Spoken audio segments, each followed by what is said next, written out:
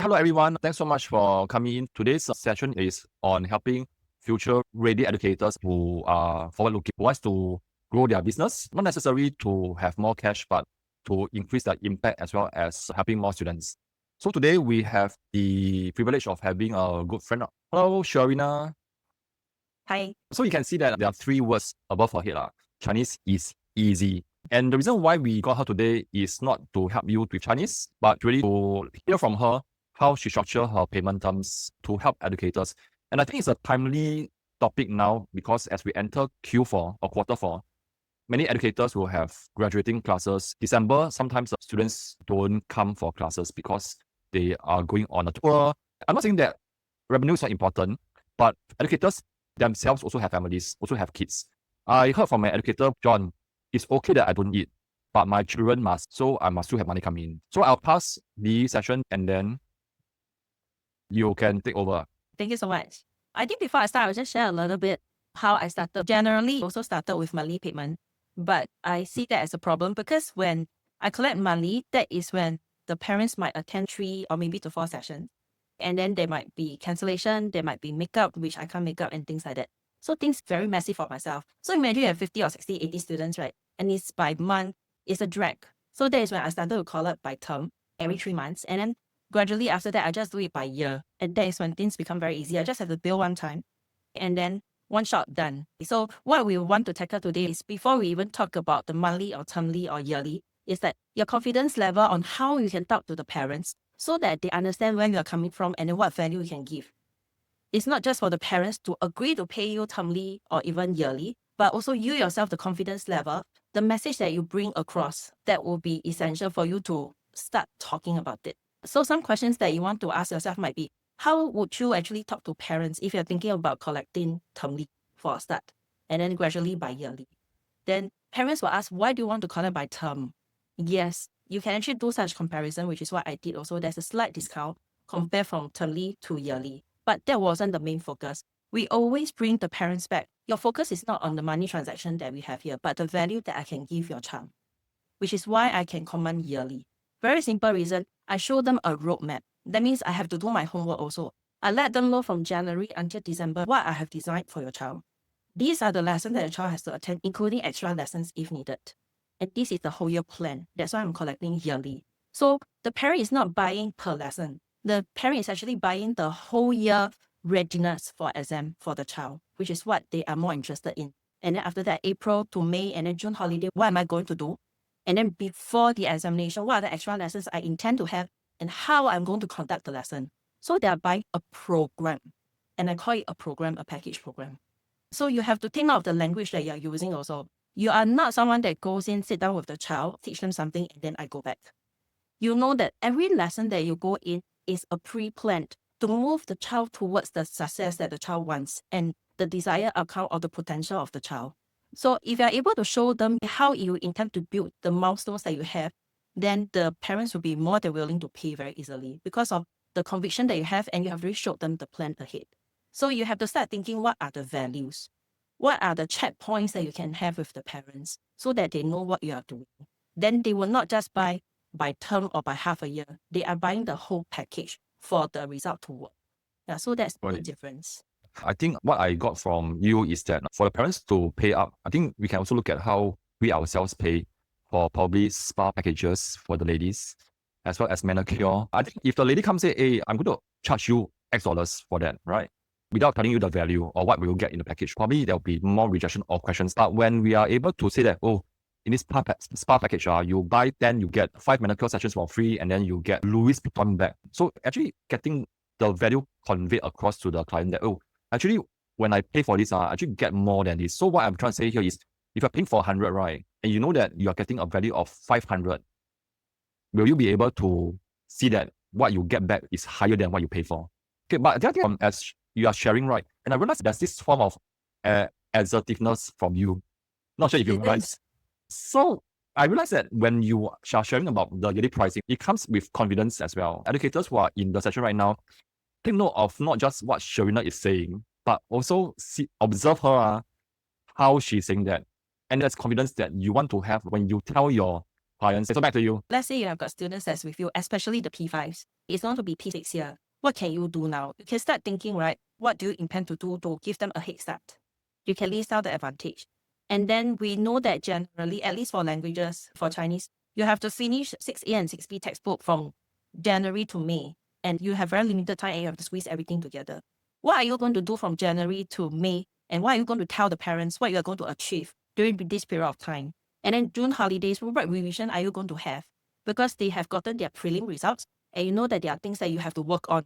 Because July, August, and then after that is PSLE. So you can start thinking this way. And every few months, right, what are the milestones you want to hit? You can even create some materials, some worksheets that is like post-test to give the parents a constant update so that they know what you are doing, that move them towards a better result. So when they buy, they really have to buy the whole thing to get the outcome. Because what you're going to do from January to May, the focus is on dealing with the school WAs. Make sure they are scoring well according to the P6 textbook. Then let's say in June, what you are doing might be a total revision. Let's say for math, you have to go through not just the P6, but P4, P5 topics. And then July, August is really maybe doing drilling of questions already. And then after that, September. So at different period of time, you're actually doing different things.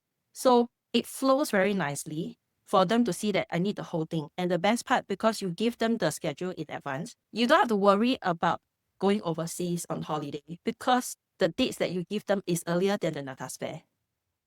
So you don't have to worry that much about it. So if you have got any questions at this moment, you can also check back. But these are the things that you can consider before you think of yearly payment. I think we have a question. So probably right now, Sherina has given an umbrella view of the whole year package. I think right now we can go down to the steps and we go down to the transitions of, say, first one, we can go from monthly to quarterly. What are things that they can do? Then later, you can also share with them on how to transit from quarterly to half yearly, and then from half yearly to maybe 9 months, can go straight to yearly. Educators, can you just give me a thumbs up if this sounds like a good discussion? Roadmap. Good. Thank you so much. Hey, can see the floating thumb. Based on your question, you still need to have the full umbrella first because you need that for many reasons. So you have to take note. The reason why you need to plan this is you need to know the amount of time you need for every child. I think some of y'all do have extra lessons with students and you actually know that parents will ask for extra lessons for sure.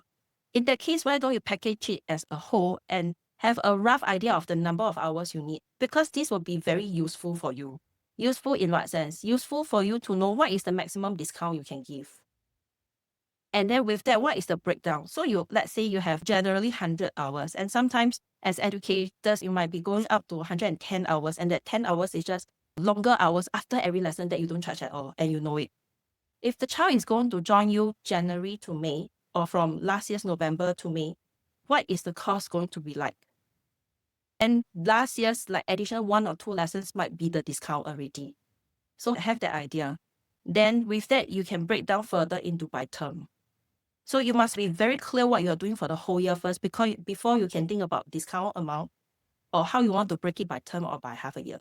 And honestly, if you are not comfortable at this moment to charge a whole year, I think it's perfectly okay. My answer is very simple. Your charges from June until PSLE for critical years is the one that parents will unlikely say no. Number one, you have shown the result from January to May, they are improving with you. So the trust is there, the confidence in you is there, and your confidence with the child is there. So rejection is very low already. Then next part is you also know that the June revision until PSLE is the critical moment and you know that your child will not leave you. And you have a plan for them from revision to drilling to all the necessary last minute revision you're going to do. So that is definitely a package for sure and that is the number of hours. I do have friends that actually charge a certain number of hours, but the child is free to come to the house anytime they want for revision. That is also an idea you can consider for those that actually have kids that go to your house. They are just revising, doing their work there, which works for some very good students. What they need is just a space, an environment, and someone that is there readily to help and answer some simple questions, that's all. So the critical one, honestly, is definitely from your June revision until the critical year, be it O-levels or PSLE. So if you are concerned, you start with that first. But for you to have that confidence is, of course, what you're going to tell them, how you're going to plan for this whole journey, and then also the confidence that you have prior to that. So at this moment, you notice that the trust is very important, the confidence is very important, which is why I know some of my friends as private tutors, they have the challenge of asking for whole year for a start, especially with new client, because it's no trust at all. So for this type, right, I think it's good that you can let them know upfront, these are my charges. As you can see, if you take the whole year package, the discount is a lot more. However, I know that trust need to be built. We can actually do by maybe a term first. And then if you think you're comfortable, I can always switch you to whole year payment. That means they will still enjoy that discount. But you only allow them to make that decision within that first term. So Yeah. you need to know what are the packages that you have. You let them know first. So it will not be a shock to them. Why are you changing your policy suddenly? I didn't change. I let you know upfront whatever that's on my plate. Then I let you know when you can change and then when you must make a decision, which is also good for me so that I won't have a last minute thing that happens. Or parents that come to me, oh, can I change to yearly, please? I'm with you the whole year already. My answer is no.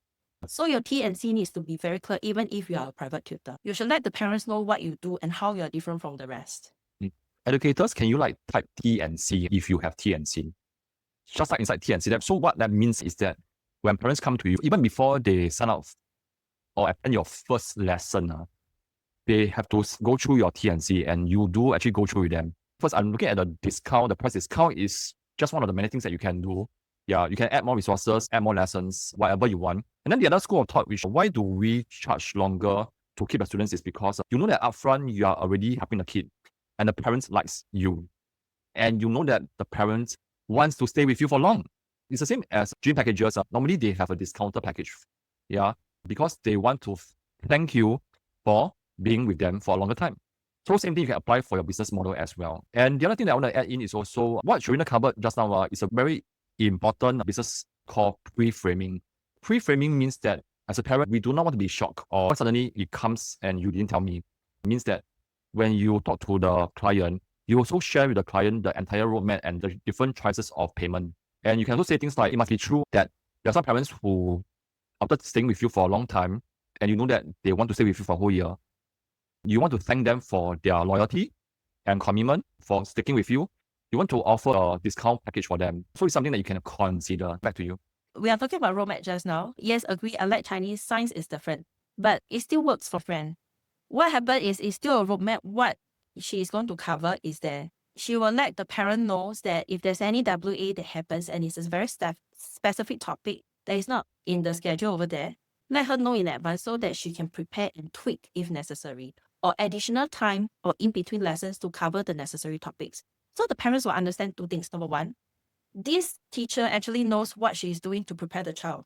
So she has a right idea on how to move the topics around. But at the same time, she'll still ensure that the child is going well to build confidence. So the parent will also know that cannot go and tweak this teacher's lesson. You will not end up with a call, my child is having this today, then another parent call, my child is having that, then how are you going to conduct the class? So you let the parents know that this is what I'm going to focus on, but doesn't mean I'm inflexible. Let me know in advance. I can still have some tweak in the class itself, but I will not change what I need to do that is necessary. Because generally, as a tutor that is very experienced, what you're going to do this week most probably is related to next week. So you cannot just break or stop halfway. So you get the understanding from the parents first. So yes, we do have fixed curriculum, and I suggest that you think over it also. It can be based on what, for example, your group of students is generally from this particular school, and you know that these few schools has a certain pattern in how they deal with the topics. You consider that if you already have a pool. If not, as your own experience, that can be the main one. But in your design of your lesson, give at least about 15 to 20, 30 minutes of time for flexibility so that you can add in whatever that's necessary accordingly to prep the child for that way. I think this one, it goes back to the boundary that you set for yourself as well as an educator. I'm just thinking out loud also whether your program structure is fixed because you have a roadmap plan, or you are more like towards reactive, towards what the kids want to learn that day, which is not a very good arrangement for a sustainable business. John was talking about discounts and additional things for the parents. I want to touch a little bit more on that. Additional things that you can add on as though is like free. For example, like one has got some programs and videos. Then you can consider that for those that takes the whole year program, you can have got this portion, let's say, for free. So this is like an additional throw in for them. Just like you go gym, you take whole year package, I give you a free bag, a free towel that is worth how much? So these are the things that you can think of. And I know that some of you all do some YouTube recordings that you put for people also. So you can consider how you can play with that. So that is one. And let me see, did I miss out any questions? With AI tools now, actually, there are many things that you can do once you have the transcript of your recording. Because the transcript of the recording can be easily turned to text and then turned to any lead magnet or ebook or videos even if you want to. Yeah, so text to video is now very possible. But I think at the end of the day, we are not looking at just throwing out bonuses just to be able to convert the payment from monthly to yearly. I think it comes from a very hard-based reason is some families, they love you a lot, but for cash flow reasons, they need to better plan and they'll stay with you for long, but they can only choose monthly, and we need to be okay with that. So I think one of the mindset that helps me over the years is that when you offer, okay that your client say no, and you offer from a space of heart and care because you know that you can help the family to save for you, that the parent can say no, sorry, I'm not ready for that yet. Yeah. But at least you just invite. So I think what we are trying to say here is this session is not about the money. It's about the mindset that you have, that when you create this yearly program, this yearly pricing, as well as the kind of energy that you bring forth when you ask. If they say no, it's fine, I have this pricing that helps the parents to save over a long period of time, would you be interested to know more? If they say yes, then you explain now. Then they say, oh, I think it's quite steep for me and I can't pay for that yet. And then you say, so note of the energy that you bring forward to as well. So when you have got this package, and then John is talking about T&C, which is very important also. Your T&C needs to include a few things. For example, let's say one, withdrawal and makeup, which is most of your concerns, right? Withdrawal over here, what we tell them is also very straightforward. Yes, we do allow withdrawal, but it is within the term or the month itself, depending on the situation. Because some parents need that assurance that my child is improving before I want to commit whole year. Fair enough. So you can allow that flexibility, but you must be also very direct with the parents. If you are, let's say, with me for more than half a year and things are working well, you cannot suddenly just withdraw. Because in the past, we do have cases whereby within that half a year, the child is scoring, and then the parents want to take the child out because the child is okay already, which is actually honestly not fair to us also. So you let the parent know when is the cut off. Be very strict about it. You have to be very strict. If not, you are the one that is going to have a lot of headaches after that. Some people allow 1 month. Some people allow until the first term. If the school doesn't have any WA, then you can let the parents know you do have post-test that you do maybe every 2 months or every term. Use that as a gauge. But honestly, I believe every lesson what the child talked to you about or how you have seen your child improve and the liking of the subject is already a very good indicator. So you can really decide from there. The change in attitude is more important than anything else. So you affirm the child, you don't have to worry about withdrawal. We are not that fixated. Set a time by when. Makeup policy, it really depends on individual because I know some of y'all do physical lesson, one-to-one, group, online, hybrid. So you have to see what works best. For example, for group setup, I think there are more alternatives because if it's group setup, you can consider the child doing online, that means you have hybrid lesson, or the child joining another class. Yeah, if you have a similar class. So that is the choice. For me, because our lessons are pre-recorded, so for my makeup policies, the child will watch the recorded lesson. And then after that, I will touch base with the child again to make sure that the worksheet is done and any questions clarified. Yeah, there's no other makeup. I do not have additional time with this one student for makeup. So I also lay that very straight with the parents in the first place. I think what I hear from Sherina is everything should be in T&C and it should be very clear. And it's already clearly communicated across to the parents at the onboarding session. It must be told to the parents upfront also that in case your child can't make it, right, our makeup policy is the child will still watch the recording so that he or she will not miss any important lessons. And I will still mark your child's work. Focus on what the parents want to hear. Focus on what the student need. It's the same as when you are on the receiving end, when you go out and buy things. You will buy things from people who say, ayo, you look so good lah. This brown, it suits you. Ayo, this package will suit your smooth skin. Do take note that when parents ask about the makeup, what are their concerns? Generally, as long as you are able to settle that part, they are with the arrangement. So if recorded lessons, we'll know that just watching recorded, a child might not be okay. The parents will not be okay, but we ensure that the worksheet is marked, and we will still have some individual time to make sure that the child understands. As a tutor, we can always check back. This question, you have done the necessary. So the parents know that the child is well taken care of. Because sometimes there might be, in sudden this flu virus, I have half a class that's not in class. It really happened to me before. So thankfully, the lessons are recorded and then everything is proper. I don't have to end up with makeup one by one, which is really too much because we are all packed with lessons. But then what if we are the one that is sick? And then as a private tutor, you have no replacement. Then you have to check, is online lesson okay? Because that is also part of what we tell the parents. If we are really sick, please understand we will do the lesson online instead. Because as much as possible, we do not want to have any breaks because consistency is important. So these are the keywords that I will tell the parents also to let them understand why having that consistency and lesson online might be better than a makeup later. Then you can plan your whole year in that sense. For example, for us, right, our lesson is also one term 12 lessons. Some terms there are 13 lessons because there's 5th week. That is when we use that for necessary makeup or an additional day whereby students might be just doing some papers. So it really depends on how you plan your whole year. 12 lessons is per term. This is what I charge. But there are some months whereby there is a 5th week, right? The students still come, okay? But just to do papers because that is a good check back for me. And I have got no stress about it. And that day is whereby I will still get the kids back if I really have to, no choice because I'm sick, for makeup. And usually I put it at the end of that term, okay? Because that is when the holiday is and the students' time more flexible. Yeah, I don't do this lesson this week unless I have no choice. If I can put it aside for later, I will. But I still have to make sure that the flow doesn't break. So you have to look at your own curriculum. For example, for me, my second lesson is on learning the vocab and my third lesson is testing. Then I have no choice. I have to do something to make sure that this lesson is covered. If not, the child comes for the next lesson is lost, which is why I've recorded lessons because I find that recorded lessons deals with all the problems I'm going to have. It's all settled. Yeah. So the makeup part about the 13th lesson is what you can consider because that is what some of my friends are doing to ease themselves instead of the weekly squeezing time. Do you have this 1 hour, 1.5 hours for makeup? It's really very hard. And for those that need to travel, right, from one east to west, it's crazy. So you can consider that if it works for you, the 13th lesson. Or if not, you can start thinking on how you can change your format of lessons. It seems to me that the questions come from an underlying concern that what if you take the money upfront and you can't fulfill? This question is valid because all of us are arts-based educators.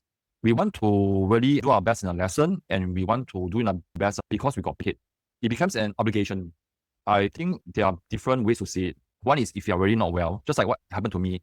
I actually did a WhatsApp broadcast to my parents and say that, sorry, I'm not well.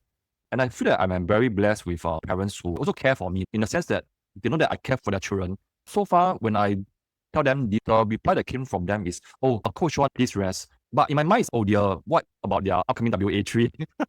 What if I can't teach? But I think for parents who are also heart-based, they will want you to rest so that you can better take care of their kids in the long run. The other thing that I want to add in is if you are worried about the makeup, for holidays, if it's within your bandwidth, you can conduct any complimentary workshop just to help them. On top of that, this workshop you provide for your students for free. At the same time, you can also sell some tickets to the public. Yep. The reason why we call it workshop is one, the students still come for lesson and then I can promote it to the public because when it's workshop style, they know that it's like paper 1 or paper 2 or by topics. Yeah, so that is when I can tell them if you're interested to find out more, I have got these topics. You can join whichever that you think is important that your child needs. So this is how I can handle my current students and then also public students at the same time. During the holidays, our lessons during the June holidays are longer because it's workshop style, we have more fun. And that also means that during the holidays, we have lesser lessons. So like for example, in November, December, that 6 weeks of holiday, we only have got 3 lessons. But each lesson is 2.5 to 3 hours long. So the last 2 weeks of December, in fact, for some, the last 3 weeks of December, we do not have lessons because we know that the students will be in Singapore anyways. Then the turnover rate is really low. But at the same time, I still want to make sure that I still have the necessary input from the parents so that I can survive by December to buy Christmas present. So my lesson is actually forwarded, extended starting from November when the holiday just starts. So you have to see how you play around with your timing. Then you can also have time for yourself to go on holidays. You still need to know how much is your home expenses. Some of us are single, some of us have families. You need to really understand your own needs as well. Even though with yearly fees, I think it's also comprised of workshops as well as the additional makeup, as well as the additional lessons that the parents want before any important exams. So the idea here is that you need to understand yourself. You need to understand your own clients. So, for example, two primary science math tutor, though they serve the same subject, their clients are different. Some may pay them for 3 years upfront. Who knows, right? Some will pay them like monthly because the personal branding is not on par with the value that you perceive, that you think that you should bring in. Huh? So this one are more towards the business aspect. So back to yourself, you need to understand your clients who are serving. If not sure, right, please ask them what do you want and come it from a very caring heart. So I don't name my lesson. For those lessons that is in November, they are still workshop style. But for me, it's more like a wrap up for that year, which I tell the parents is still important because the results is out already. We know what are the shortfalls of the child, and we want to have a proper wrap up before the new year starts. So whatever weaknesses, we still tackle it. Parents will want to make sure this year problem is solved this year, not next year, right? They will go for the lesson. For my yearly package, my Head Start workshop is free. This is how I package it. I free it for parents that sign out the whole year. So the last workshop, which is the 3 hours one, right, is a head start for next year. It's free for those that joins me yearly. But honestly, I also know that this take-up rate is lower because generally the whole December, about 50% of my kids are not in Singapore. So for me, this is when I still have it. It's a very short hours one. I still have students that joins me, but if they joins me, it's because they have already paid the whole year with me. That 3 hours is whereby I can have fun with them also. And at the same time, there are still some students that are in Singapore. I can have lessons with them. And then I can also take in new students that is interested to find out more about me. So there is no stress about it. If the students don't come because they're overseas, I don't have to worry because this is like free lesson. There's no obligations. There's no makeup, nothing. You come, that's great. We have fun to prep for the next year. If you're not here, enjoy your holiday. I like what you say, something that probably I can even integrate into my business. Because it's free, right? You will avoid situation whereby your clients ask for a refund because they didn't come, which is also a problem. Some educators, they face also. And remember just now I mentioned about doing things for your own students because they pay for your service and you want to help them and give them your best with the same event, and you will not spend any more time because it's the same event. You can also use it to bring in the new batch of students to replace those who have graduated. So in a nutshell, when you plan for the whole year, you can start thinking about the additional lessons that definitely will have. And you can even put it this way. The lessons to cover the whole year, let's say we have about how many weeks? Let's say 48 weeks of lessons times 2 hours, right? It's a total of 96. How are you going to plan that 96 hours such that they are paying for the 96 hours? I can, for example, lessons in November, December, I forward it to September during the holidays as revision already. So they are like paying you in advance only. You're just forwarding the lessons. So these are the things that you can think of also and let the parents understand how the math work. And then with that, you still clock that 96 hours of lessons. Whatever additional is just free for clocking the whole year. It's out of goodwill. We can all have fun. All the essential things are done already. Then it's easier for you. Schedule for the whole year. And then something that you and your students will get a copy. It's something that I do as well. So it's very clear upfront. So a lot of things is upfront communication. And I think as we do a wrap up, the intention here is to really minimize the administration work of the tutor, because the truth is, in my understanding, our students can feel our energy. If we are energetic, high energy, fully filled, our students will get the best of us. They will get the best version of us. Our intention here is really to cut down on admin stuff for you, automate it for the better, so that you have more energy when you meet your student. Then they enjoy more. So at the end of the day, this whole session is in the interest of the kid, and also to better serve the parents, because the parent didn't choose somebody else. They choose to help them. They choose because I'm sure that you're not the only tutor out, but they choose. So I think it's our responsibility to be there for the parent. Anything else you want to add before we really end the session? I think you just need to be confident in yourself. Know the value that you are going to give the child. Know that you are the best person for the child. Then the rest will just flow. You are just putting whatever you have in your brain on paper so that everyone knows what you're doing. That's all. So don't be afraid to let them know how good you are. Let them know how good you are by bringing the best version of yourself to them. Yep. Whenever you see them.